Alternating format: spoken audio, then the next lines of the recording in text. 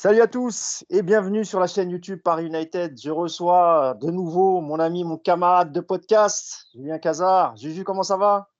Ça va les copains? Bah écoute, pleine forme. T'as vu, je reprends le sport. Là, je sors du sport. Là, je suis affûté comme une lame. Ah, je suis prêt pour Ouais, la ouais, reprise, moi. ouais, je vois ça.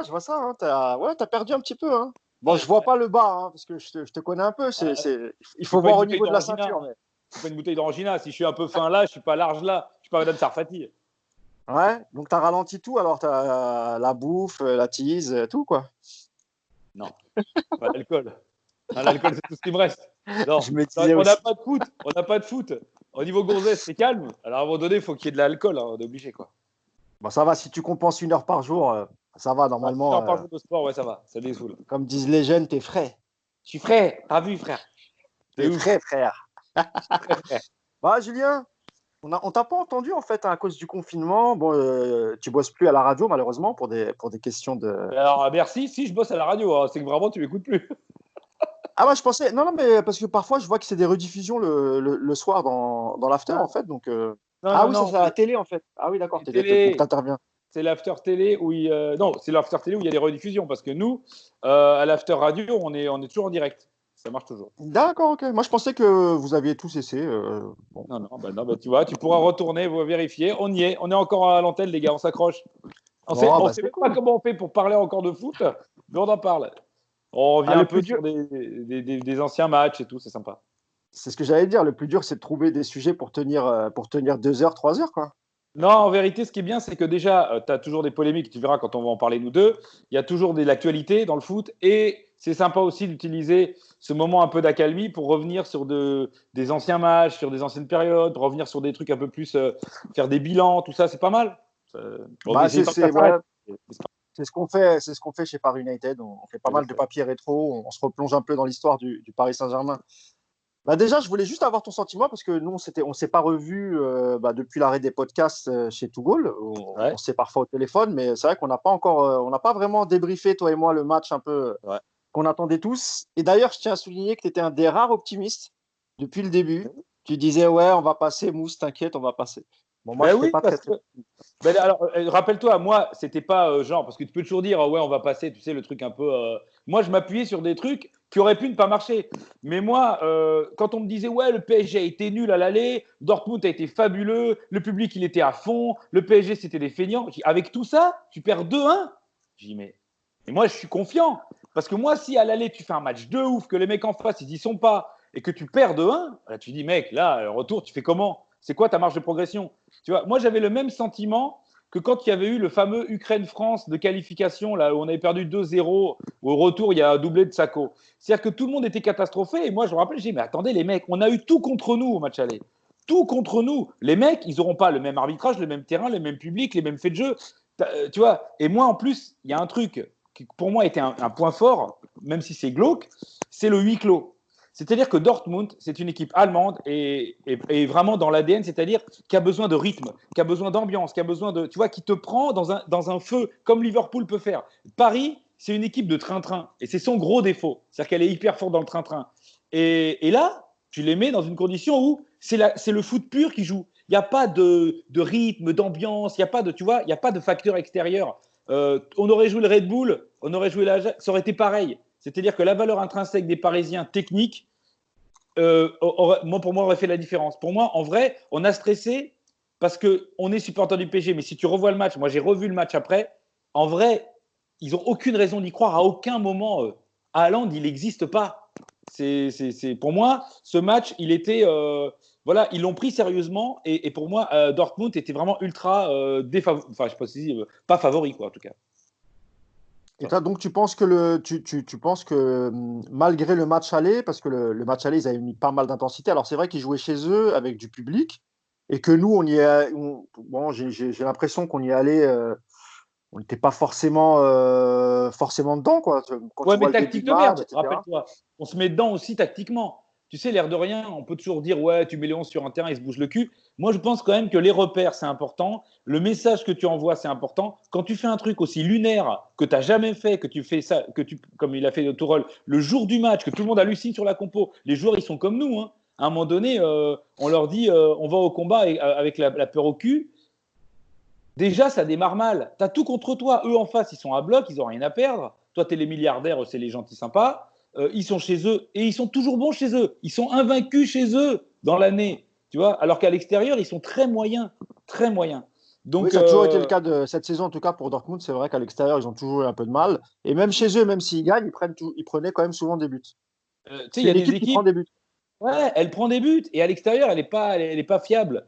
Et elle a des mecs qui peuvent être. Tu vois, par exemple, on me disait, ouais, Sancho, il est incroyable et tout. C'est des bons joueurs. Mais du jour au lendemain, Sancho, Witzel et tous ces mecs-là ne sont pas devenus des top players mondiaux injouables. Enfin, ils sont dans un contexte, ils sont très forts. C'est-à-dire dans le contexte où ils sont à bloc, où toi, tu es en dessous, où ils sont chez eux. C'est une équipe qui est presque injouable. Mais à l'extérieur, si toi, tu es sérieux, c'est une bonne équipe. Mais sur pareil, on me dit, ouais, Sancho, demande à n'importe quel entraîneur, tu prends Mbappé ou Sancho? Il va prendre Mbappé. Hein. Le Real Madrid, ils vont pas mettre 200 millions sur Sancho. Et il est très bon, Sancho. Tu vois. Donc, toujours pareil. Et comme par hasard, il y a un truc, tu sais, on disait, c'était une erreur, on pensait tous que c'était une erreur que Tuchel mette 3 défenseurs centraux à l'aller. Parce que c'est un système, si tu l'as pas travaillé, en fait, tu es moins bien que si tu étais 2. Parce qu'en fait, les mecs se regardent et le gars était toujours tout seul. Haaland, il était toujours esselé alors qu'ils étaient 3 sur lui. C'est incroyable. Au match retour, il n'y a que 2 défenseurs. Il est jamais seul, Haaland. Il est toujours pris. Parce que les mecs, ils savent qui doit faire quoi. Ils sont pas là en train de se dire c'est lui ou c'est moi, c'est toi ou c'est lui. Le but là où il marque là de 20 mètres, il n'est pas attaqué le Ouais. mec. Ils sont Non, c'est 3 vrai. à pas savoir qui doit aller dessus. Ils sont en C'est recul ça. frein. Ouais. Tu vois ce que je veux dire ou pas? Alors qu'ils Bien sont sûr, bien sûr. 3. Normalement, si tu es 3, tu réfléchis pas, il y en a un, il va dessus, il y a toujours 2 mecs derrière. Non, parce qu'en fait, quand tu n'as pas l'habitude de ce système, tous les mecs qui tentent. Mais rappelle-toi, même Saint-Etienne, Enfin, quand il faisait ça. disons cette saison, parce que la saison précédente, il a parfois joué avec 3 défenseurs, Tourelle, mais Il a lors de sa deuxième travaillé. saison, C'était un ils truc ont joué de temps en temps travaillé. avec. Ah oui, d'accord, oui, Oui. bien sûr. Ils n'ont Et pas. Ouais, ouais. c'est pas 6 mois à 4 et le jour du match le plus important, tu joues à 3 Exactement. Ouais, ouais. derrière. Tu vois ce Bah, que je veux dire ou pas? ce qu'a fait Laurent Blanc contre Manchester City, c'était à peu près du même acabit, quoi. Mais tu sais là où j'en veux moi à Laurent Blanc, c'est que Laurent Blanc, il fait une connerie, mais il a une excuse. C'est qu'il a Laferrorier, il a Ouais. Van der Wiel qui est nul et il a 3 blessés de son 11. Donc en fait, il cherche une solution. Lui, Tourelle, c'est juste de la pétoche. Hein. C'est juste de la pétoche. Parce qu'au match retour, il ne le fait pas. Il ne le fait pas au match retour parce qu'il a les joueurs, il a les mêmes joueurs, mais au match retour, il a même des joueurs en moins, puisqu'il a Meunier en moins et il a Verratti en moins, mais il ne le fait pas quand même, tu vois, ce truc à 3. Donc, pour moi, c'est un aveu de faiblesse et c'est ça qui me faisait me dire que si on changeait la compo, bah là, on les passait et qu'on avait de la marge, en fait, en vrai. Donc, du coup, tu penses que s'il avait, au match aller, s'il s'était rendu compte beaucoup plus tôt de son erreur, en tout cas de schéma, on va dire, on aurait peut-être pu renverser la tendance peut-être en Euh, deuxième mi-temps, parce qu'on réussit à égaliser, j'allais dire miraculeusement, oui et non, tu vois, mais ouais. ça veut dire qu'il a eu un peu de recul et qu'il s'est rendu compte de son erreur et qu'il a retravaillé pour le match retour. Donc, c'est aussi à Oui, mettre à son crédit. c'est bien de se rendre compte de ces conneries, parce que tu as des mecs qui veulent mourir avec leurs idées, c'est la phrase depuis le début du monde. Exactement. Mais bon, moi, je pense quand même que tu étais quand même mal embarqué. Eux, il faut surtout pas que tu sois mal embarqué chez eux. En fait, c'est un rouleau compresseur. Vaut mieux les prendre, les éteindre vite, quoi, tu vois. Et on l'a pas fait, même si le but de Neymar a fait beaucoup de bien. Mais bon, voilà, moi, honnêtement, je trouve que au final, la qualification est logique sur les 2 matchs, quand même. Parce qu'ils Et n'ont sur pas autant le. maîtrisé l'aller que nous, on a maîtrisé le retour, je trouve. C'est vrai. Et sur la compo de départ, tu as été surpris, toi, de voir Cavani titulaire, par exemple? Ça t'a fait chier ou pas, Euh, franchement, quand tu as vu la compo? non, non, parce que ça m'a fait chier dans le sens où je me suis dit, j'espère qu'on n'aura pas. En fait, Cavani, ça me fait chier si on est dans un match où on a une occasion, parce qu'il nous a encore fait le coup de tirer oh, c'est dommage. Le fameux oh, c'est dommage, ça joue à rien. Le fameux oh, c'est dommage, ça joue à rien qui passe à côté. Ah ouais, mais elle est vraiment pas loin. Oui, mais elle n'est pas dedans. Donc moi, je l'adore, Cavani, mais des fois, j'aimerais qu'il soit vraiment cynique, froid. C'est-à-dire qu'elle est Ouais. dedans, mais dedans, quoi. Il n'y a même pas à discuter. Mais Ah, bon, très ça, c'est. aigué, quoi. Voilà. Mais Paoletta, rappelle-toi Paoletta. Quand Ouais, il c'est vrai. partait, Ouais. on savait qu'il y avait but. Et le mec en face, il savait qu'il allait prendre le but. Enfin, c'était acté, quoi. Et donc, bref, je trouve que Di Maria, il a un peu ça parfois. Il a un côté un peu cynique face au but ou Neymar, tu vois.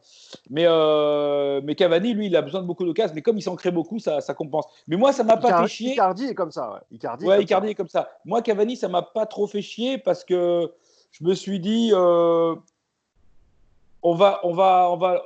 pensais qu'on allait quand même leur mettre un gros pressing et qu'ils allaient pas tenir. Donc, j'étais pas sûr que ce soit lui qui marque, mais je pensais qu'il allait faire le taf. Après, Cavani, il a un bon point, c'est qu'il défend bien et qu'on n'avait pas beaucoup de mecs qui allaient défendre sur ce match. Ouais, et puis on avait besoin de ce type de joueur, même si Fait Dortmund, des appels. en termes d'intensité, c'était absolument rien à voir avec le match aller. Et est-ce que tu penses aussi que l'absence de public, ça a joué en la défaveur de Dortmund? Parce que moi, pour moi, au début, je me suis dit, putain, on part avec un gros désavantage, hein, sans notre public, tu vois, histoire de mettre la pression à Dortmund. C'est pour ça que moi, j'étais pas confiant, en fait. C'était Moi, l'absence de public, tu vois. je te dirais oui si on est dans le PSG des années 90. Pas par rapport au public lui-même, par rapport à l'état d'esprit de l'équipe par rapport au public. Moi, je pense que cette équipe, tant qu'elle n'avait pas passé ce quart de finale, elle arrivait avec. Elle avait le public en l'encourageant. Moi, je me rappelle le retour PSG Real, là, où on perd 3-1 à l'aller, récemment. Ouais, On est dans les mêmes configurations que le PSG Real de 93. Mais on n'est exactement. pas. Mais l'équipe, elle fait pas du. Le parc est à fond. Le parc est à fond, sauf que l'équipe, elle voit ça comme une pression et pas comme un soutien. Oh putain, on peut pas se planter. Et en fait, ils jouent avec le recul frein tout le match. Emery, tous, ils sont tous en train de flipper. Et tu te dis, est-ce que ça aurait été un avantage? Est-ce que si jamais tu prends un but vite, le parc commence à flipper, toi tu ressens la flip.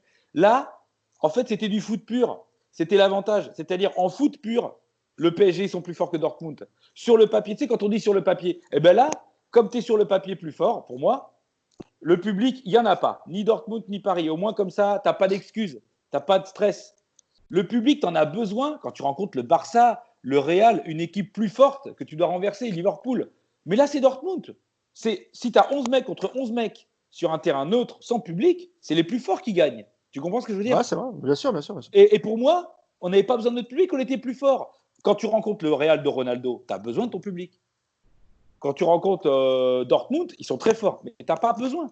Les 11 mecs qui sont sur le terrain doivent les battre devant un stade vide.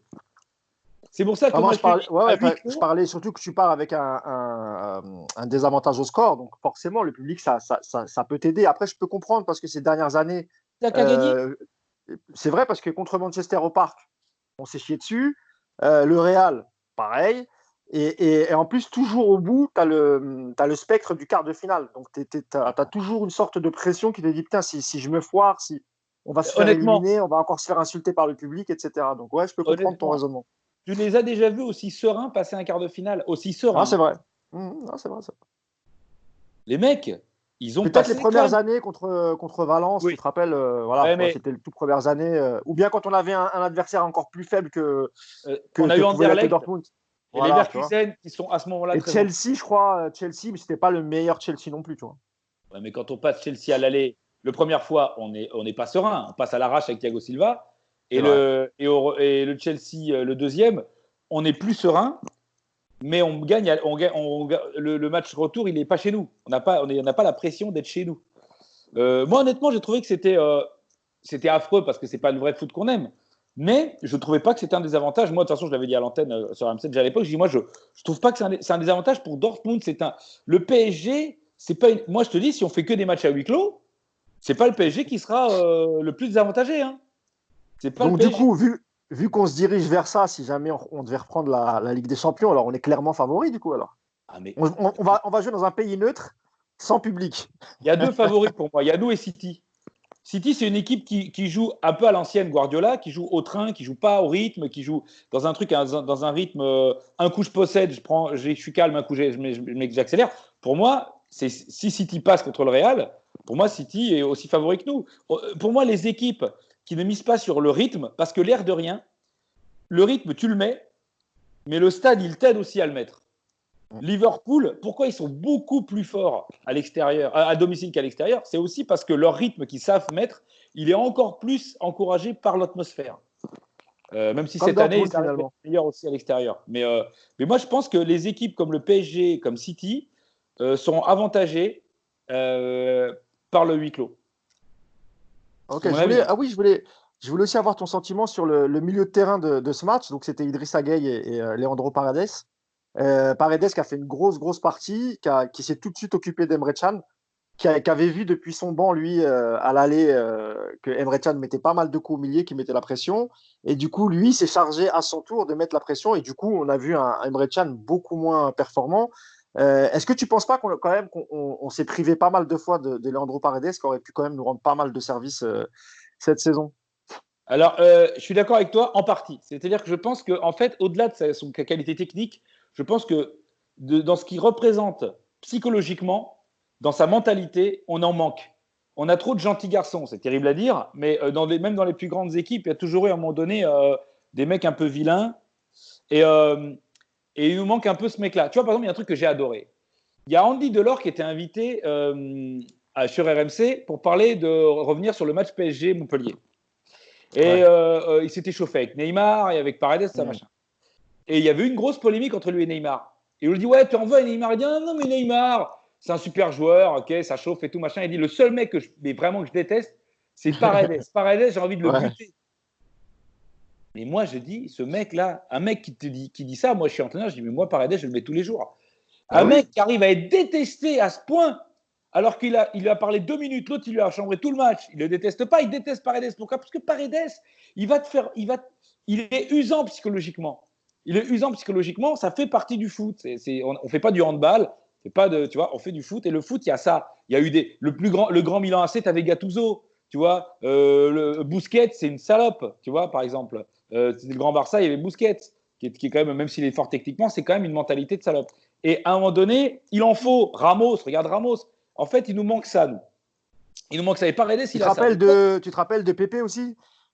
Pépé, il le met au milieu de terrain à un moment donné dans les gros matchs. Pépé, quand il fallait à la guerre, tu étais content d'avoir un mec comme lui. Hein. Pépé et Ramos, t'imagines? Les deux. Ah ouais. Et j'oublie Carvalho, parce que même dans son style, Carvalho, c'était pas mal. Quand même. En fait, et alors, donc ça, c'est vrai pour une raison. Mais la deuxième raison, c'est que pourquoi aussi Emre Can et Witsel, ils ont fait moins les malins? Parce que tu avais l'impression que c'était le meilleur milieu de terrain du monde, les deux, là, à l'aller. Mais mec, nous, on joue avec 2 milieux. Et c'était qui? C'était Marquinhos, Verratti. C'était ça, non? D'accord. Marquinhos, Verratti. Donc, tu n'as qu'un vrai milieu. Un mec qui sait tenir le ballon. Marquinhos, lui, il sait faire des passes simples, mais ce n'est pas un milieu de terrain. Quand il a la balle dans le dos, il ne se retourne pas vers l'axe du jeu. C'est que quand il a le temps, de regarder ce qui se passe, peut faire des belles passes. Mais ce n'est pas un mec qui se retourne, comme peut faire Gueye, Paredes, Verratti, tu vois, ou même Herrera. Donc, tu n'as que Verratti. Eux, ils avaient 4 milieux. Leurs latéraux, c'était des milieux de terrain. C'est-à-dire qu'eux, ils jouaient en 3-4-3, donc avec 4 vrais milieux. Donc, ils avaient 4 joueurs de foot. Et d'où, sur les côtés, on avait Meunier et Kurzawa.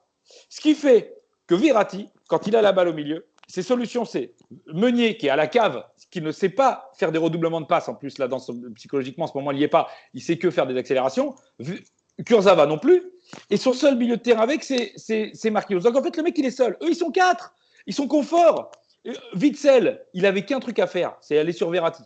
Parce qu'il savait qu'en allant sur Verratti, il avait bloqué tout le monde. Verratti ne peut pas la donner à Meunier parce que Meunier, il ne pourra pas redoubler de passes avec. Il n'y a aucun jeu avec Di Maria, 0. Et Kurzawa, 0. Donc en fait, Verratti se retrouve comme un con, tout seul. Et eux, ils sont 4. Eux, ils peuvent redoubler. Et comme par hasard, la différence, c'est que non seulement tu as Paredes avec Gueye, donc ils sont 2, mais tu as Bernat. Bernat, c'est l'équivalent de leur Elie à eux. Bernat, c'est pas comme Kurzawa, c'est un mec qui joue comme un milieu de terrain. Il redouble les passes, il fait, tu vois ce que je veux dire? Il joue avec le milieu. Donc quand tu dois défendre sur ces mecs-là, tu sais pas sur qui aller. Parce que si tu vas sur Bernat, il va redonner à Paredes, qui va redonner à Verratti, et ça va jouer comme eux, ils ont fait eux. Et du coup, tu fais tourner la balle. Alors que eux, ils ont fait quoi? Ils sont mis à 2 sur Verratti, et tu as l'impression, oh ouais, Emre Can, il a muselé Verratti, Witsel aussi. Les mecs, moi, je veux bien, hein. Tu mets n'importe quel milieu de terrain à 2 sur un gars, c'est plus simple. Hein. Donc c'est et la présence de Paredes et le fait qu'il y ait 2 vrais milieux, plus, comment il s'appelle, Bernat. Je pense que ça a vraiment équilibré. Et Bernat, encore une fois, décisif, on n'en parle pas, mais le mec, il marque encore un but décisif. Ouais. Non, mais attends, mais. C'est vrai que dans les campagnes de Ligue des Champions, il a rarement déçu, que ce soit même défensivement. même si il est meilleur offensivement qu'en défense. Mais c'est vrai qu'il a marqué pas mal de points depuis son arrivée au PSG, et notamment dans les matchs importants, les matchs décisifs de Ligue des Champions. C'est un mec fiable sur lequel tu peux compter. Il marque Exactement. contre Naples, il en est, je crois, à 4 buts décisifs dans des gros matchs. Tu vois, c'est Et énorme. en Et plus, en c'est un plus, joueur qu'on a payé très peu cher, moins de 10 millions d'euros, hein, entre 5 et 10 ah, mais époque. super affaire. Alors, c'est C'est vrai comme. qu'il sortait de 2 saisons blanches, ça c'est vrai, quasiment blanches, on va dire. Mais c'est une super Mais affaire aujourd'hui. dans ton équipe, tu as Alaba. Tu es remplaçant d'Alaba. C'est compliqué de titulaire. Tu vois. Bah, surtout qu'il s'était blessé avant ça, parce qu'il était parti pour être titulaire. Après, c'est sa grosse blessure, et effectivement, tu as là-bas qui fait le job, et puis après, c'est terminé. Quoi, tu vois, C'est comme quand tu tu peux récupères plus reprendre ta Maxwell. place. Quand on récupère Maxwell, il est fabuleux ce joueur. Mais il n'était pas très connu. Pourquoi? Parce que c'est un joueur fabuleux, mais il était toujours C'était une remplaçant d'un doublure. mec extraordinaire, que ce soit au Barça ou à l'Inter. Ouais, c'est vrai. C'est vrai. Donc il faut toujours voir de qui il a doublure le mec quand il est remplaçant. Tu C'est vois? clair. C'est là où les mecs sont malins quand ils recrutent. Ils disent attends, il est remplaçant, mais de qui lui? Tu vois? Quand tu es remplaçant d'un mec qui est un tueur à gages, tu dis ouais, mais peut-être que tu n'es pas nul. T'as pas de bol. Tu vois? Ah, Comme quand d'ailleurs, tu es en Navas et que tu es il va remplaçant. falloir le, là, il va falloir le doubler, le poste, avec le départ de Kurzawa. Faut pas que les mecs se trompent, quoi, tu vois. Honnêtement, te tromper, ça serait prendre à part un unijambiste. Si tu remplaces Kurzawa, c'est quoi se tromper? Compliqué. Les mecs, Et puis, une des pistes les plus sérieuses que nous, on avait révélées chez Paris United, c'est Alex Telles, tu vois, du FC Porto, qui avait bien négocié. Enfin, les négociations avec Chelsea étaient bien avancées. C'est Pini Zahavi qui le représente depuis peu de temps, je pense. Et moi, je savais que Leonardo aussi avait un œil, parce qu'il lui reste un an de contrat, tu vois. Il a 27 ans, alors attention, hein, c'est pas. Je crois qu'il a joué un peu en Turquie avant d'atterrir à Porto. C'est pas un mec qui a eu une carrière de dingue, tu vois. Après, c'est un joueur de 27 ans, d'expérience, ça peut être une bonne affaire, pas trop cher d'après ce que j'ai compris. Donc ça fait. Mais ça serait vraiment une belle concurrence pour Bernat, parce que c'est sensiblement du même niveau, tu vois. Donc, c'est bien aussi de mettre un joueur comme ça dans les pattes de Bernat. Faut pas non. Parce que Bernat, il a une fin de contrat en 2021, tu vois. C'est dans un an, hein. ouais, je pense qu'on va Donc, le re-signer. On va le re-signer. bah, j'espère. Parce que là, si, Et, si tu fais encore l'erreur d'attendre encore pour le prolonger et pour qu'il se barre gratuit l'année prochaine, comme certains vont le faire ouais, cette année, tu vois. Bernat, je pense que s'il n'est pas con, l'équipe d'Espagne lui tend les bras si jamais il est au PSG et qu'il va loin. Hein. Tu vois, donc moi je Bah, je serais crois lui. qu'il a été rappelé. Il a été rappelé depuis Oui. 2018, alors que c'était plus le cas depuis très longtemps, tu vois. Ouais, je sais pas s'il est titulaire, mais en tout cas, il est dans les Non, je pattes. pense pas. Non, Voilà. non, il n'était pas titulaire. Non. Mais comme Maxwell, tu te rappelles, Maxwell, sa première sélection avec le Brésil, c'est en tant que joueur du PSG, parce qu'effectivement, comme tu l'as rappelé tout à l'heure, souvent il jouait dans des grands clubs, mais il n'était pas titulaire indiscutable. C'était souvent je parle pas le joker de luxe, mais le remplaçant de luxe, on va dire. Tu vois. Ouais, c'est ça. Donc voilà, donc moi je suis.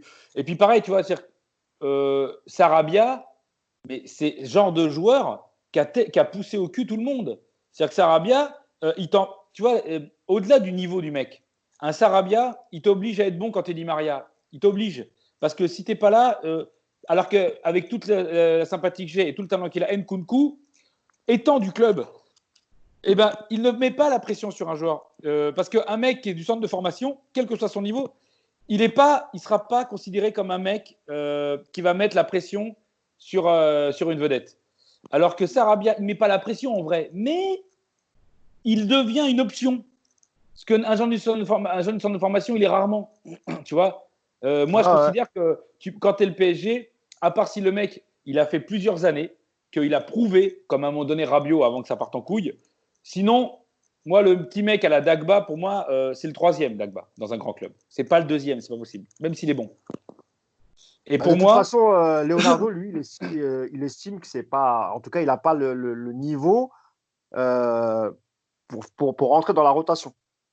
Et je t'es pense d'accord que Dagba, c'est typiquement le genre de joueur dont on peut se séparer l'été prochain. Tu vois. ouais, mais honnêtement, là, moi, tu me parles d'arrière gauche, mais on a zéro arrière droit. Zéro. Hein. Aujourd'hui, là, Ouais. on en a zéro. Parce que Meunier, c'est fini. Ah, ouais. Kerrer, c'est une blague. Ça va faire la maille pour quand tu n'as pas le choix, mais tu n'as pas d'arrière droit. Aucun grand club n'a un poste non pourvu. Ça n'existe pas. Après, je sais que c'est c'est une des priorités de Leonardo, donc une doublure à gauche et voire deux latérales droits, s'il peut en faire deux. Mais je pense qu'économiquement, ça va être compliqué cet été vu la crise qu'on traverse. Il y a quelques pistes, quelques noms qui ont été cités. Il y a un joueur de la Lazio, mais j'y crois pas trop. Et tu as aussi celui de. Ça, c'est une piste récente d'ailleurs, c'est RMC Red Bull, non? C'est Red Bull, celui de Red Bull. Non, Leipzig. non, celui, tu sais, Thomas. Celui de l'Atlético, le Ghanéen. Ouais, d'accord. Mais moi, j'ai entendu un Français de Leipzig, hein. Je dirais Ah, son mais nom, ça, c'est un pour. black. Ouais, mais ça, c'est pour. C'est pas un défenseur central. Je crois pas, je crois que c'est un arrière droit. D'accord, ok. Donc tu Je te parles de redirai l'ancien son nom, ouais. parisien, alors non? C'est pas l'ancien Comment? parisien? Je Bah, crois qu'il s'appelle c'est tous des anciens. Upamecano, un truc Ah comme ça. non, Jamais Upamecano, c'est un défenseur central. Voilà, Upamecano. moi je pensais que tu parlais de lui, c'est pour ça. Donc, Non, non, alors c'est peut-être pas Leipzig, c'est peut-être Salzbourg. En tout cas, de toute façon, c'est tous des anciens parisiens, ils viennent tous de la région parisienne, hein, tous, hein. Ah, ça y est, je vois de qui tu parles. Je crois que c'est Mukele.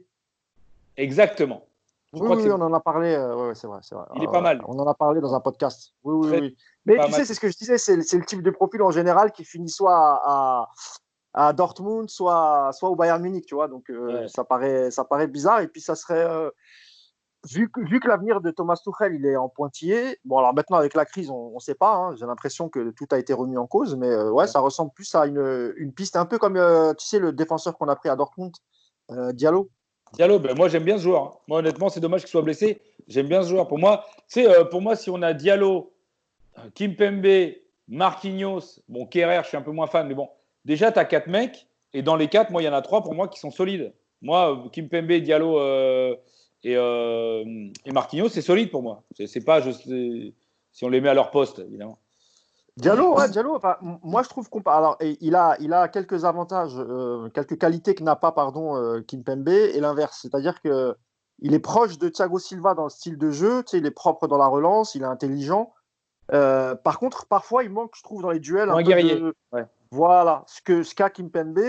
Et Kimpembe, peut-être, alors lui, avec ses pieds, c'est un peu plus compliqué, notamment dans la relance, et surtout parfois quand il essaye de, tu Quand sais, il se la de raconte, faire un peu, ouais, puis en de arrière. jouer comme Verratti, ouais, voilà, tu vois, Ouais. de tourner sur lui-même, et là, il fait flipper le mec, tu vois.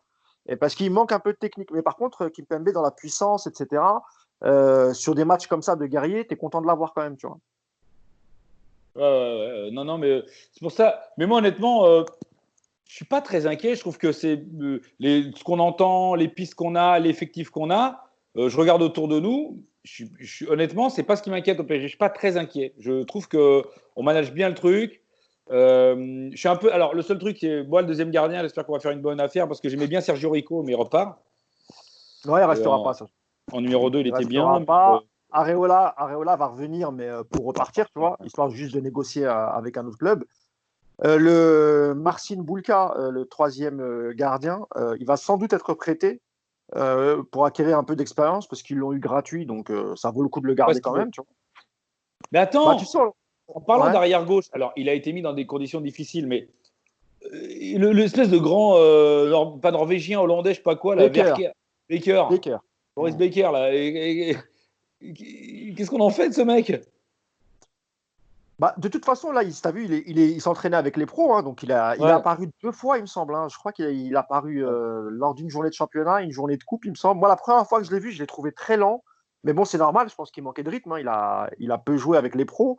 Je ne sais pas s'il jouait avec les plus jeunes, les U19, s'il lui arrivait de faire des matchs. Mais moi, je le trouvais un peu emprunté. Et sur un deuxième match, je l'avais trouvé un peu mieux. Il avait même pris des initiatives, il débordait, etc. Il faut voir, hein. De toute façon, c'est un jeune joueur. Si tu lui files un peu de temps de jeu, il pourra que s'améliorer, je pense. Mais je ne crois pas que ce soit Non, mais un. non, Tu mais sais, je me on pose la avait un. question parce qu'on l'a Ouais. jamais utilisé. On préférait mettre Kurzawa. Je me dis putain, c'est pas flatteur, hein. Bah, j'imagine que Thomas Tuchel, bah, voyant les deux à l'entraînement, il s'est Ouais. peut-être dit, mais voilà, même si Kurzawa, c'est pas terrible, ça reste quand même Ouais. C'est que l'autre, au-dessus il de est pas Becker. bon. Ouais. Il est pas bon, l'autre. Ouais. Et je voulais aborder avec toi aussi la suite. Je voulais avoir surtout ton avis à toi, parce que le monde du foot, j'ai l'impression qu'il est un peu divisé, Julien, sur faut-il Je reprendre, déprime. faut-il pas reprendre. Voilà. Et moi, je voulais avoir un peu ton ressenti sur est-ce que toi, tu estimes que la priorité, c'est la santé et on devrait tout arrêter pour préparer la prochaine saison, ou tu penses aussi au club, à l'économie des clubs, à la sauvegarde des Moi, clubs, et tu dis qu'il faut reprendre absolument pour sauver les clubs et les salariés. je vais être cru avec toi, et il n'y a pas beaucoup de gens, je trouve, qui osent dire ce qu'ils pensent. Moi, tu sais, je vais te dire un truc, on parle de la santé, ok, hein, mais par exemple, on ne se soucie pas de la santé du personnel soignant qui se retrouve avec que des gens malades toute la journée. Parce que voilà, c'est comme ça, ils sont obligés de le faire, leur boulot. Donc, il y a deux trucs. Moi, d'abord, l'histoire de la santé, je dis oui, non mais moi, les mecs, moi je suis d'accord, le truc sanitaire, tu vois, je vais pas te dire, évidemment, tu auras toujours un mec qui va t'expliquer, mon beau-frère, il avait 25 ans, il en a chié pendant 3 semaines, il a failli mourir. Mais moi, aujourd'hui, la proportion de sportifs de haut niveau de moins de 40 ans qui meurent du coronavirus, qu'on me la donne. Il y en a très peu. On va me dire, oui, mais même un, c'est trop. Tu vois, par exemple, cet argument, tu vois, pour l'instant, il y en a zéro hein, de footballeurs connus qui sont morts, hein, ou de footballeurs de jeunes qui sont morts, je crois qu'il y en a zéro. Mais on va dire, oui, mais Il y a s'il y le en a cas un, du c'est joueur de Montpellier qui était en réanimation apparemment. bon. Bon, apparemment, il est sorti d'affaire et tant mieux. Mais c'est terrible, on est d'accord. Hein. Mmh. Mais moi, je vais te dire, tous les ans, à cause des mouvements dans les grandes vacances, il y a plusieurs centaines, voire de milliers de morts sur les routes en France. Plusieurs centaines de morts à cause des. Moi, je pourrais dire, attendez, là, vous vous rendez compte que vous allez, on laisse les gens aller sur les routes, pas prendre le train et prendre leur voiture, alors qu'il y a des familles qui meurent, des enfants, Il me dit, bah oui, mais on fait tout ce qu'on peut, on met des radars. Je dis, oui, oui, mais. Et tu mets les photos des gens. Regardez, lui, il est mort. Vous leur dites quoi à leur famille? Et tu vas dire, bah, et t'es comme un con. Et ça marche pour tout, hein. Ça marche pour tout. C'est-à-dire qu'à un moment donné, tu dis, oui, mais la proportion de gens, c'est-à-dire que il y a quand même plus de chances de mourir la nuit avec une voiture dégueulasse sur terrain pluvieux, sur une route pluvieuse que par temps sec sur une autoroute avec une voiture en pleine, tu vois. Donc j'ai envie de te dire, les sportifs de haut niveau, faut qu'ils arrêtent de nous faire croire qu'ils vont mourir chaque seconde où ils vont commencer à aller sur un terrain, tu vois. Il y a des gens qui sont au contact d'autres gens toute la journée, dans la vie, qui sont beaucoup plus à risque. Si tu veux, c'est que la vie ne s'arrête pas pour tout le monde. Donc, si on reprend, en revanche, moi, je suis pour qu'ils aient des tests. Et alors là, on dit oui, mais le foot n'a pas à être au-dessus des autres. Eux, ils ont un métier différent, c'est-à-dire qu'ils ont un contact physique obligatoire. Donc, eux, je leur reconnais le fait d'avoir des tests réguliers que n'auront pas des gens dans les métiers, ce n'est pas une question de métier d'argent ou pas, c'est tous les métiers pour moi qui ont un contact obligatoire. Si tu es acteur et que tu dois toucher quelqu'un, tu as le droit à avoir des tests. Si tu es sportif, tu as le droit à avoir des tests. Si tu es un métier où tu es obligé, médecin, kiné, coiffeur, j'en sais rien, tu as le droit d'avoir des tests. Et ceux qui peuvent avoir une distance de sécurité, pas de test. Pour moi, c'est ça la vraie différence. Ce n'est pas une question d'argent de foot. Et alors là, il y en a qui proposaient, si vraiment ils ne veulent pas contaminer leurs proches, parce que le truc, c'est qu'en vrai, les sportifs de haut niveau, ils ont une chance sur 1000 de mourir du coronavirus. Hein. Ou alors ça va tomber d'un coup, mais à ce moment-là, tu arrêtes de jouer tout le temps, parce qu'on ne sait rien sur rien. Tu vois, tout d'un coup, le coronavirus peut tuer tout le monde en 24 heures, tu vois, si on va par là. Ouais, Donc, ouais. les footballeurs, si on veut qu'ils ne donnent pas le coronavirus, déjà, il y a un problème de responsabilité civile, qu'ils ne fréquentent pas de gens obèses, diabétiques et les vieux. C'est-à-dire qu'ils se confinent déjà dans leur vie de tous les jours avec des gens en bonne santé, comme nous, on fait tous. Tu vois, moi, par exemple, il y a des gens de ma famille, je ne vais pas les voir. Ils sont à risque. Tu vois, déjà, je ne vais pas les voir. Tu vois, c'est logique. Ouais, Bon. bien sûr. Hein. Et alors, il y en a qui proposaient de les confiner pendant 5 semaines de compétition, pendant que ça se remet en place. 5 semaines dans des trucs d'entraînement, machin, tout ça, bidule. Et les mecs, ils chouinent en disant, oh là là, mais on vit déjà le confinement et on sera. Je dis, mec, c'est quand même pas la même chose d'avoir été 5 semaines enfermé dans une maison avec ta femme et tes gosses, où je pense que, honnêtement, entre nous, il y en a, ils seraient bien contents pendant 15 jours d'être à l'air libre, tu vois, ça ferait du bien à tout le monde. Et 5 semaines où tu es avec tes potes à jouer au foot, comme quand tu irais dans une compétition, même si tu n'as pas les à côté, le public, tu vas vivre, tu changes, c'est pas le même confinement, tu fais pas un mois de plus, tu fais 5 semaines avec tes potes, avec qui justement, comme tu es confiné entre vous et avec des tests, tu vas pouvoir manger avec eux, avoir une vie sociale, déconner, jouer à la PlayStation, boire des coups, faire du sport, faire du foot. Excuse-moi, on va vraiment chialer là? On va vraiment chouiner pour ces mecs? Donc non, désolé, Je pense que ce ne sont pas des gens. Moi, par exemple, je considère que je ne suis pas une personne à risque, je suis en bonne santé, machin. Je vais reprendre le travail, je vais retourner au boulot, je vais avoir les gestes barrières, mais je ne vais pas chialer en disant oh là là là là, ouais, je prends autant de risques quand je prends la route, je prends autant de risques. Ceux qui sont à risque vraiment, ce sont les gens.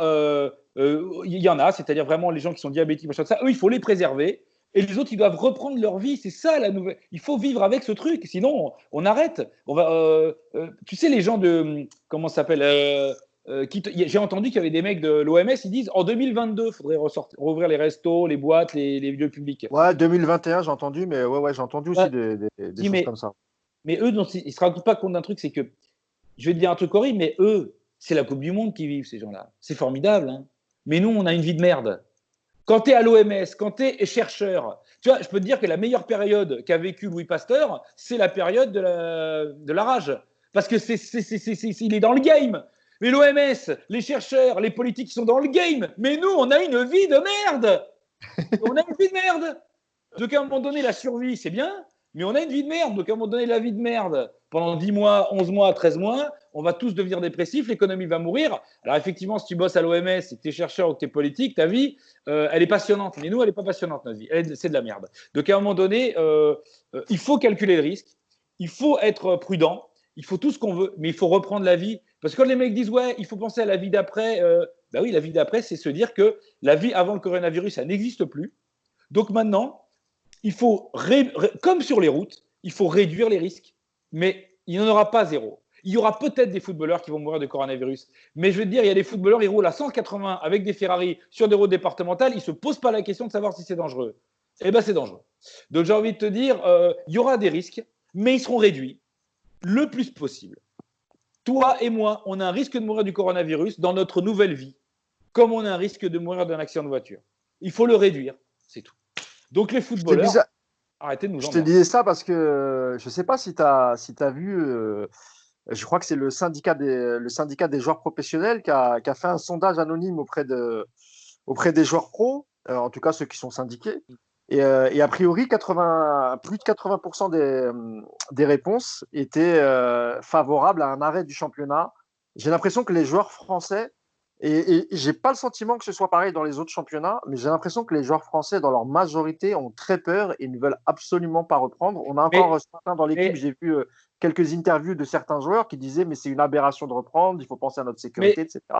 Mais est-ce que les mecs, tu as l'impression qu'en fait, ils vont jouer en Syrie avec des mecs, avec des snipers qui les attendent. Non mais, on va se détendre. Évidemment que c'est grave de mourir du coronavirus, mais le risque qu'un sportif de haut niveau d'entre 20 et 30 ans meure du coronavirus, c'est très faible. Donc, si en plus, tu fais tout pour que leur sécurité, leurs soins soient pris en charge, parce que les mecs, attention, ils sont pris en charge.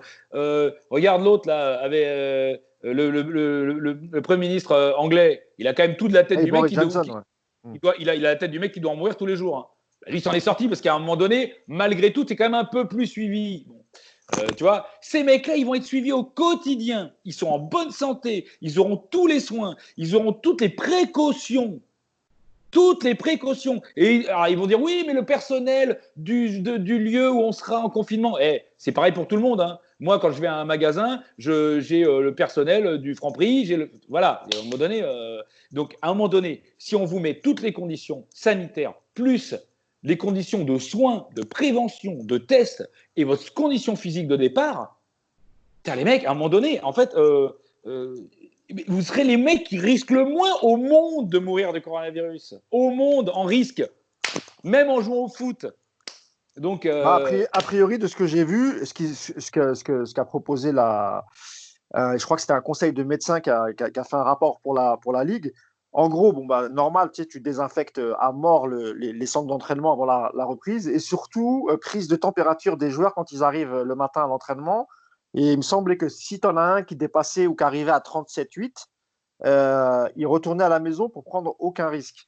Les masques, quand tu t'entraînes, les masques, c'est impossible. Tu ne peux pas faire un effort physique avec un truc qui va t'obstruer les narines, tu vois, c'est pas possible. C'est plus du foot. Non mais attends, pour moi, ça ne marche que si on accepte l'idée qu'à partir du moment où on joue les uns contre les autres, on est à risque zéro, entre guillemets. Ouais. C'est-à-dire qu'on joue normal. Parce que si un mec, tu mets un masque, psychologiquement, regarde, quand on se croise avec des masques dans la rue, on n'a pas la même attitude que tu croises un mec qui n'a pas un masque ou toi qui n'as pas un masque. C'est qu'à un moment donné, là, c'est plus du foot. Les mecs n'oseront plus rien faire sur un terrain. Ils auront tous des masques, tout leur rappellera. Il faut qu'à un moment donné, on dise, on vous met dans des conditions qui vous permettent de ne pas y penser. Dis-toi que, regarde, il faut se dire qu'ils sont comme une famille. Les familles confinées, elles s'embrassent, les parents font l'amour, ils font quand même la bise à leurs enfants, ils les câlinent et tout. C'est une famille de 5, 6, 7, 8 personnes. Ces 8 personnes ont un agreement entre eux pour dire, entre nous, on n'a aucun geste barrière. On a accepté l'idée, on est dans un confinement. Il faut que ces gens-là acceptent d'être dans une idée de confinement entre eux. Mais les footeux, c'est-à-dire tous les joueurs de foot qui vont se croiser, voilà, mais un confinement ouvert, un plus grand confinement qu'avant. Mais on sera tous dans ce cas-là. C'est-à-dire que c'est pas, on dit pas, il y a 1000 personnes qui se connaissent pas qui vont se retrouver dans une salle de concert.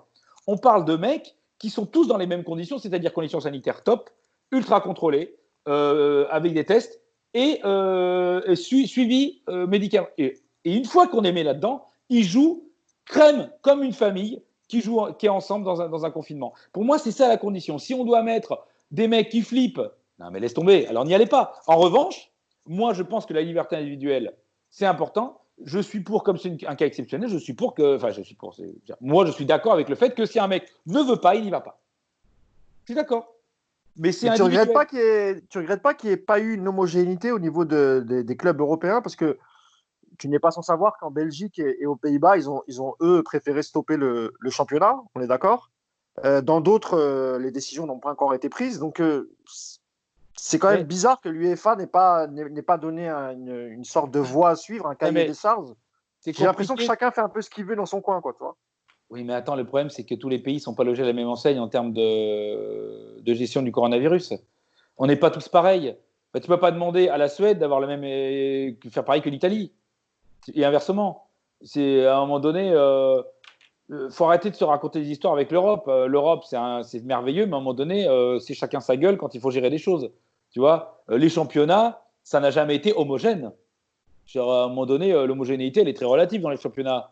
Y a des mecs pour des cas exceptionnels comme ça, ils auraient quand même pu dire voilà, on ne prend pas de décision pour l'instant. Parce que là, tu vois, regarde, les Belges, ils arrêtent, les Pays-Bas, ils arrêtent, les Italiens. Quand tu demandes pareil, je crois que les joueurs, eux, parce que bon, l'Italie, c'est un cas particulier, puisque c'est le pays en Europe qui est le plus touché, tu vois. Je sais que pareil, beaucoup de joueurs ne veulent pas reprendre à cause de ça, parce qu'il y a eu beaucoup de morts, et pour eux, ils pensent que c'est indécent de reprendre le football, tu vois. En Allemagne, ils ont bien géré la crise, tu le sais. Mais ces gens-là, tu as envie de leur dire, mais c'est pas indécent d'envoyer des personnels soignants dans des endroits où il y a des gens qui meurent et qui peuvent leur filer. C'est pas indécent. Ça les dérange pas. Non, mais le personnel soignant, enfin, comment te dire, c'est leur métier. Enfin, ils ont signé pour ça. Tu vois ce que je veux dire, Julien? Ils ont fait un serment. Enfin, je parle des médecins, un serment, non, etc. Excuse-moi, le mec qui nettoie, qui s'occupe de la cantine, il a signé. Ah oui, bon, lui c'est différent. Oui, non, je comprends. Oui, la bien cantine, sûr. Et le mec qui bosse avec le mec de la cantine, il a signé pour mourir du coronavirus. Le mec qui nettoie les lits, le mec qui nettoie par terre, il a signé pour mourir du coronavirus. Non, évidemment que non, bien sûr. C'est quoi ce contrat? Je le connais pas, moi. Tu vois. Donc, si tu veux, le mec a signé un contrat. Le mec a signé un contrat. La meuf qui avait prévu de faire des soins et puis qui se retrouve, elle est passée de je mets des thermomètres à sauver des vies en mettant une intubation parce qu'il y a des gens. Avant, il y avait quelques spécialistes. Maintenant, tout le monde met la main à la pâte. J'ai envie de te dire, personne n'avait signé en son contrat. Ouais, non, mais t'inquiète pas, tu auras une pandémie, tu vas te retrouver à gérer la mort tous les jours. Donc, le problème, c'est qu'on parle de gens. Tu as l'impression qu'eux, ils risquent leur vie plus que les autres. Moi, je te dis, je n'ai pas peur de dire que je pense que les footballeurs risquent moins leur vie que les autres. Ils sont plus suivis, ils peuvent être mis dans des conditions particulières. Et par contre, en revanche, c'est pas de tout noir ou tout blanc. Je suis d'accord pour qu'ils soient dans des conditions particulières parce qu'ils ont un métier qui les oblige à avoir un contact de transpiration, de contact. Donc, moi, je suis d'accord pour qu'ils aient plus. Pas parce que c'est les footeux, parce que tous les métiers qui sont obligés d'être en contact physique, kiné, machin, tout ça, bidule, je suis pour. Je suis pour qu'ils aient des trucs, des tests et tout ça. Mais après, moi, m'expliquer. Tu te rappelles que quand on a appris que Rougani et Matuidi, ils avaient eu le coronavirus, la première chose, c'était l'impression qu'on annonçait la mort de quelqu'un.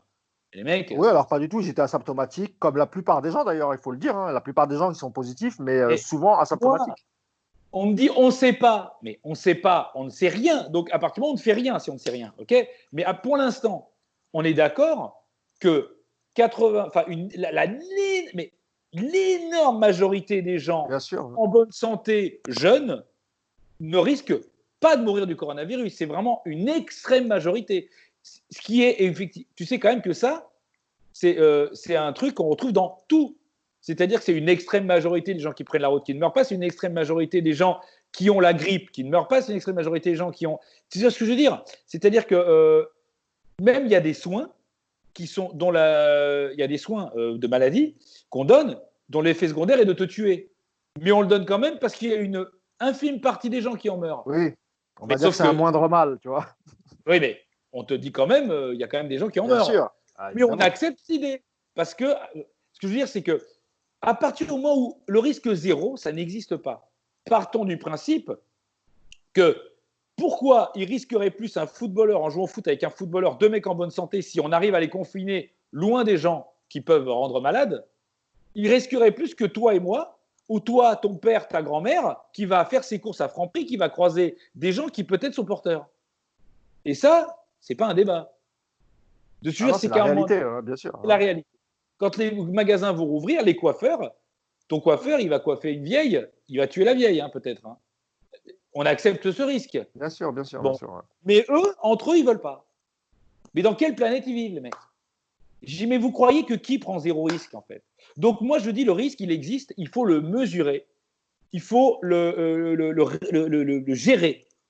Mais il faut qu'ils sortent de leur bulle, les mecs. Arrêtez avec on risque nos vies. Il n'y a pas des snipers qui vous attendent en haut du stade pour vous buter, quoi. Stop, quoi. Du coup, t'es pas prêt de te réconcilier avec Jean-Michel Aulas, quoi. Jean-Michel Qui lui, Aulas, pour le coup, pour des raisons business. qu'on connaît tous, hein, évidemment, évidemment. Tu vois.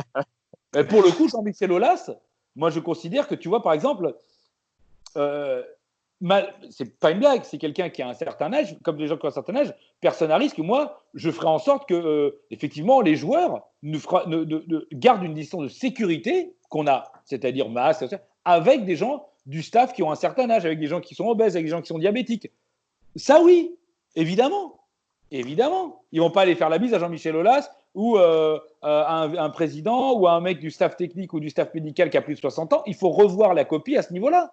Il faut adapter, il faut vivre avec le coronavirus. C'est notre nouvelle vie, c'est ça. On est parti pour l'avoir. Ils ont dit on va peut-être même refaire un confinement au mois de décembre. On va peut-être avoir 2 ans tant qu'on n'a pas le vaccin. Donc on va vivre avec. Donc si on accepte de vivre avec, ça veut vraiment dire vivre avec.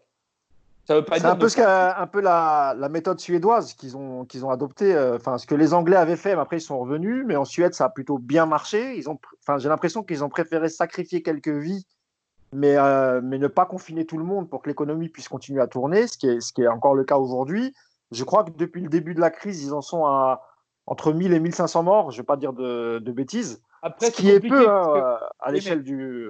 c'est très compliqué de comparer les pays parce qu'il y a Bien des sûr, morts oui, c'est sociaux, pas. il y a des âges, il y a des pays qui sont jeunes, des pays qui sont vieux. Il y a des pays, par exemple, les États-Unis, quand tu vois leur niveau d'obésité par habitant, tu te doutes qu'il y aura plus de morts que dans un pays où c'est plus healthy, comme la Suède, où ils sont quand même vachement plus healthy que beaucoup de pays du Sud, de pays Et en comme les plus, c'est une États-Unis. île, c'est un peu plus isolé, il y a moins de Donc, va-et-vient. donc moi, je ne dirais pas il y a les gens qui ont bon et les gens qui ont mauvais, tu vois, c'est trop facile. Mais ce que Bien je veux sûr. te dire, c'est que vivre avec, ça ne veut pas dire sacrifier des vies, ça veut dire vivre avec. On vit avec la mortalité dans plein de domaines. C'est comme c'est nouveau, on ne l'accepte pas pareil. On accepte l'idée qu'il y ait des morts sur les routes. C'est affreux. Tu as des familles, tu as des enfants qui meurent sur les routes tous les ans. Pourquoi on accepte ça? Pourquoi on ne dirait pas maintenant les vacances scolaires, Ce que tu veux dire, c'est que qu'on continue à prendre la voiture malgré tout on et on accepte que continue des notre vie. gens prennent Bien la sûr. voiture pour aller en vacances. Il y a des centaines de morts sur les routes tous les ans à cause des vacances. On devrait dire, bah, non, on ne peut pas accepter qu'il y ait des morts, on fait que les trains. Tu vois? Donc, toi, tu es pour une reprise avec toutes les précautions, parce qu'on a les moyens de Oui. reprendre avec les gestes Ouais. barrières, les masques, Ouais. la prise de température avant d'arriver au centre d'entraînement, etc. Toi, de ton point de vue, c'est jouable. On peut reprendre, finir le Parce, championnat et finir la Ligue des Champions. parce que pour moi, t'imagines bien, j'en ai rien à foutre en tant que supporter du PSG que le championnat il finisse. T'imagines bien que je suis quand même le mec le moins concerné, toi aussi. Bon, on Bien s'en bat sûr. les steaks. Hein. Il existe plus depuis Exactement. longtemps. Mais Ce que je veux dire, c'est que le foot, il faut arrêter de le dénigrer. Il a un rôle social, il a un rôle économique, il a un rôle comme d'autres. Je pense que tout ce qui peut amener de la vie, parce que quand je te dis on a une vie de merde, tu sais, parfois on est là, on dit ouais, ma vie c'est de la merde et tout. C'est très exagéré. Mais là, aujourd'hui, notre vie, c'est de la merde. On accepte cette vie parce qu'elle n'est que temporelle. Mais c'est de la merde. On ne peut pas aller au resto, on ne peut pas voir ses amis, on ne peut pas aller dans un bar. Au bout d'un moment, on n'est pas des reptiliens. On ne peut pas juste manger, bouffer, bosser. Donc c'est de la merde, notre vie. À part, mais ouais, si tu adores lire des bouquins, tu vas lire des bouquins, mais au bout d'un moment, tu en auras envie de faire autre chose aussi. Donc notre vie, c'est de la merde. Donc tout ce qui peut nous amener, que ce soit le sport, que ce soit la culture, tout ce qu'on peut faire pour ramener ça, c'est important. Parce que si on doit tous mourir en bonne santé de mort mentale, oui, mais ça a un temps. Sur pareil, c'est que la survie, c'est prioritaire, et à un moment donné, la survie, elle doit laisser aussi place à la vie. C'est-à-dire qu'il y a le premier réflexe, c'est la survie, mais après, la survie, c'est aussi la survie mentale, la survie psychologique. Et on ne peut pas dire, bah, si on te dit pendant un mois, tu vas être dans un bunker parce que c'est la guerre, tu vas dire OK. Mais si on te dit, en fait, tu vas vivre ta vie dans un bunker seul parce que c'est la guerre, tu sais quoi, tu vas prendre le risque, tu vas sortir. Au bout d'un moment, tu vas sortir. Parce que même si on te dit que tu pourras vivre toute ta vie, tu auras des vivres toute ta vie dans ton bunker, tu vas dire non, non. Oui, au début. Puis après, tu vas dire, moi, le risque zéro, si on te dit, ouais, mais tu as une chance sur 100 de prendre une balle, au bout d'un moment, tu iras la chercher, la chance sur 100. Tu voudras vivre. Parce que tu vas dire, à quoi bon juste rester à être comme un connard à survivre mentalement. Donc là, je te fais des grandes phrases. Mais je veux dire, c'est qu'il faut déjà se mettre dans la tête que si tu mesures le risque, eh ben, c'est important le foot. C'est important pour plein de gens. Il ne faut pas dénigrer ça. C'est important pour. Si les mecs ils gagnent aussi bien leur vie, les foot, il faut qu'ils comprennent. C'est parce que c'est important pour les gens. Si t'es pas important, ils gagneraient pas tout cet argent. Hein. Si Oui, t'es puis pas important, c'est grâce à eux que le football génère énormément d'argent aussi. Donc, si un footeux il gagne un footeux moyen de merde qui joue à Angers, qu'on adore, Angers, ils sont tous sympas. S'il gagne un salaire de 100 000 ou 50 000 euros par mois, ce qui est énorme pour un mec lambda, c'est parce que ça intéresse des gens. C'est parce qu'il y a des gens, c'est leur passion. Donc ne crois pas en disant non mais c'est pas important le foot. Si, c'est important le foot. C'est important parce que ça fait vivre des gens, c'est une économie énorme et ça fait vivre des gens culturellement, c'est important, ça rend de la joie, ça fait des débats. Quand tu es dans un café, c'est le seul truc qui fait qu'un éboueur, il parle à un chef d'entreprise, il parle à un cafetier, il parle à un trader, il parle à égalité. C'est le seul truc au monde. ouais, Le ça foot. crée un vrai lien social, le football, Un c'est lien vrai. social, c'est énorme. Il faut Mais même dans arrêter les de. tribunes, hein, même quand tu vas voir un match, hein, à côté de toi, comme tu dis, t'as le balayeur à ta gauche, tu as le chef d'entreprise à ta droite, devant, tu as la serveuse, derrière, tu as une mère de famille, etc., etc. Dans un stade de foot, c'est C'est ça. exactement ce que tu décris. Et donc, il ne faut pas minimiser l'importance que ça a. Donc, si on peut le faire, et moi je pense qu'il faut toujours avoir des précautions, mais moi je suis contre la surflipade des joueurs de foot qui seraient des mecs qu'on envoie en Syrie en slip. Tu vois, Du coup, d'ici quelques temps, tu serais même pour un retour des supporters au stade, alors? Non, mais ça c'est différent parce que Pas tout de là, suite, hein, évidemment, non, hein, mais pour le coup, mais le plus les tôt supporters. possible, quoi. Là, c'est pas pareil. Là, la gestion du supporter, du peuple, un supporter au stade, ça veut dire que tu as des groupements de gens que tu ne connais pas, qui ne se connaissent pas, dont tu ne peux pas savoir l'âge, dont tu ne peux pas savoir qui sont ceci ou cela. Là, on parle d'une population précise, des joueurs de foot, des mecs contrôlés, en bonne santé, jeunes. Enfin, le stade, c'est le rendez-vous de tous les gens. Donc des gens Ouais. fragiles, donc des gens. Donc c'est pour ça que je dis, je dis pas, il faut vivre avec et on va tous crever, c'est la fête. Ah Je ouais, bien dis sûr. que tant qu'on peut contrôler, gérer, eh ben il faut revivre, refaire des choses. Et pour moi, le sport, les joueurs de foot, les sportifs, pour moi, les compétitions de sport, si on peut les mettre dans les bonnes conditions, ce sont des gens qui sont moins en risque que les autres. Et si on les met dans des bonnes conditions, ils doivent faire le job. Voilà. Alors, c'est mon Ok, avis. Julien, écoute, super. Merci Je vais pas d'avoir me faire accepté. beaucoup de potes chez les joueurs. Hein. Non, non, non, parce Pas que je grave. pense je pense que chez les joueurs, moi je pense chez ceux du PSG en tout cas, de ce qu'on lit quand ils parlent ou quand ils font quelques lives sur leurs réseaux sociaux, j'ai l'impression quand même que ça leur manque le football et Mais qu'ils ont envie de reprendre la compétition, l'entraînement, parce que c'est leur vie. En mais fait, bien les sûr. joueurs avec qui ils s'entraînent, c'est comme des frères. Même si parfois il y a des embrouilles, etc., c'est une famille. Et ça fait 2 mois qu'ils ne se sont pas vus, qu'ils se sont vus par écran interposé. Mais je pense que les uns manquent aux autres. L'entraînement, ça manque. Les matchs, ça manque. Tout leur manque. Et je pense quand même que malgré tout, ils seront contents de reprendre. Mousse, tu veux un exemple? Les trucs Insta de Karim Benzema, super joueur, Ouais. extraordinaire. Bon, il fait de la peine. Moi, à chaque fois qu'il parle, il me fait de la peine. Tu dis, mais, non, mais quand je le vois, je me dis, mais tu vois à quel point ces mecs-là, il y a certains mecs, tu leur enlèves le foot, ils sont démunis, deviennent des gars, mais des gars dans un lit qui disent des trucs sans intérêt, qui savent pas quoi raconter, qui veulent exister, mais qui se rendent compte que tu as l'impression, le mec dit, mec, le foot, c'est ta vie. Donc, rends-toi Mais compte que tout tourne voilà, autour de leur vie, elle tourne, elle est tout d'un organisée coup, autour du quand foot. ils sont Ouais. des mecs dans un appart, ils sont plus rien. Excuse-moi de leur dire, mais vous n'êtes plus grand-chose, les gars. Donc, si vous êtes aussi ce qui vous fait vivre et exister, comme beaucoup de gens dans plein de catégories, c'est le foot. C'est votre vie. Vous êtes depuis que vous êtes gamin. Les mecs, vous croyez que pendant 6 mois, vous n'allez pas jouer? 6 mois, vous allez revenir, mais comme ça. Comme ça, au bout de 6 mois, sans avoir joué. Ça n'est jamais arrivé. À part si tu es blessé. Mais tu es un cas exceptionnel. Tu fais des choses petit à petit. On te met dans des conditions à part. Tu fais un bout de match et tout. Mais des groupes de mecs entiers qui, pendant 6 mois, zéro activité. Zéro. Mais t'as vu ça où? Ah, Ça c'est mort. n'existe pas. Ils n'ont Ah, c'est aucune mort. référence. Et eux, ils se disent pas, putain, c'est chaud quand même. C'est chaud quand même. Tu vois? Donc, c'est pour ça que je C'est vrai qu'il pense. y a peu de joueurs professionnels qui ont d'autres centres d'intérêt une fois que le foot est terminé. Tu en as quelques-uns, même tu sais, qui regardent jamais de foot, qui vraiment c'est leur métier, ils en font un travail, ils ne sont pas nombreux. Mais une fois sortis de là, pour eux c'est terminé. Ils passent à autre chose. Certains aiment la littérature, d'autres les musées, d'autres de la musique, etc. Pour la majorité des footballeurs, alors là tu parlais un peu de Karim Benzema, c'est vrai que déjà ils sont d'une génération un peu réseaux sociaux, ce qu'on n'est pas toi et moi, par exemple, tu vois. Et évidemment que leur sujet. Alors, Benzema, quand il parle de foot, c'est toujours intéressant. Vraiment, je ne sais pas si tu l'avais écouté, mais quand il parle de foot, Ouais, faut après, pas sur qu'il les parle à avec un côté. débile. Faut pas qu'il parle avec un débile. C'est le Oui, problème. après, tu sais comment ça se passe, les réseaux sociaux, tu vois, c'est pour faire un peu de buzz, c'est pour faire rigoler. Mais lui, quand il a parlé de foot, par exemple, Benzema, je ne sais pas si tu as vu la vidéo, c'était archi intéressant.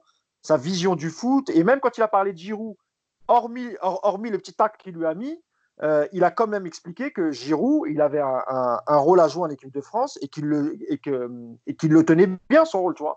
Il n'y a pas eu que des trucs. Ça, c'est une parenthèse. Mais c'est vrai que Non, le mais footballeur après, le cas aujourd'hui, Giroud, c'est autre chose. C'est-à-dire que se mettre en concurrence avec Giroud, c'est complètement débile, sachant que quand ils ont joué ensemble, par exemple, contre la Suisse en Coupe du Monde, ils ont mis 5 buts en tout, l'équipe. Enfin, tu vois, c'est pas du tout. moi, je pense que c'est plus les gens, hein, Julien. Et Je bien pense que c'est les sûr, gens qui les bien opposent, sûr, hein. Et c'est débile. surtout les pro-Benzema, tu as raison. Parce que c'est souvent les pro-Benzema. Et je pense que même Benzema, quelque part, ça doit un peu le gêner, même s'il a fanfaronné la dernière fois en disant que c'était le F1 et Ouais. l'autre la karting, tu vois. Le karting, pardon. Mais je suis sûr que quelque part, ça le dessert aussi, tu vois.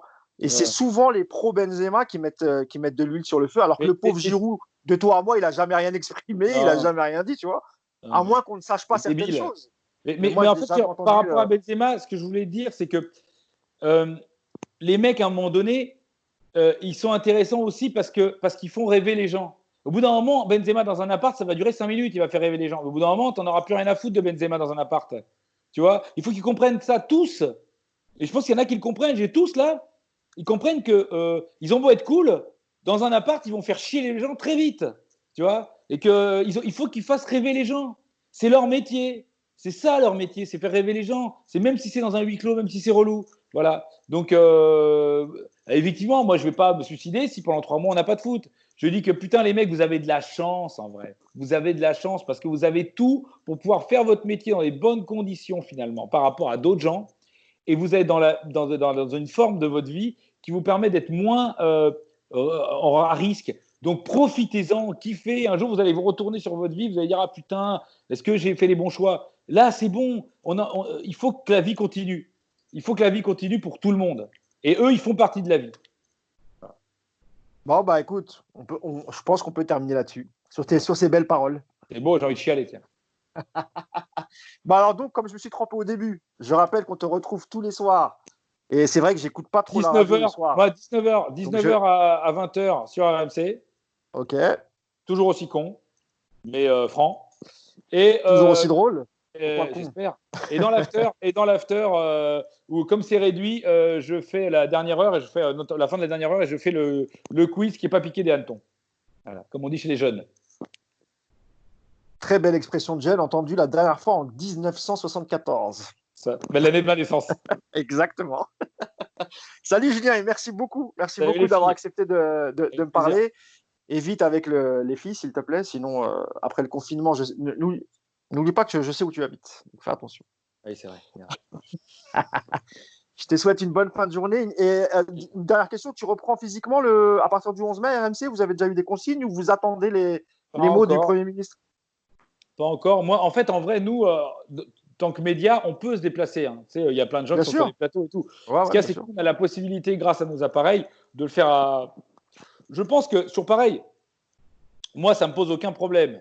Mais je pense quand même que ceux qui peuvent faire du télétravail, dans un premier temps, c'est mieux. C'est pour ça que je te dis, c'est pas juste y aller pour y aller. Mais moi, si, mettons, je dois y aller, et voilà, ben, j'irai. Je prends, entre guillemets, le risque que je considère pour moi très faible. T'as réparé ton scooter? Ouais, il va très bien. Bon, bah voilà, c'est nickel alors. Tout va bien, franchement. Honnêtement, je ne me plaindrai pas. Je pense que je fais partie des gens qui sont le moins à plaindre et le moins à risque. Ah, c'est vrai. Voilà. Je pense que voilà, je pense plus aux gens qui sont eux à risque et je pense qu'eux, il faut qu'ils se confinent et qu'eux, il faut qu'on prenne soin d'eux. Voilà. Tu as totalement raison. Bah, écoute, je te souhaite.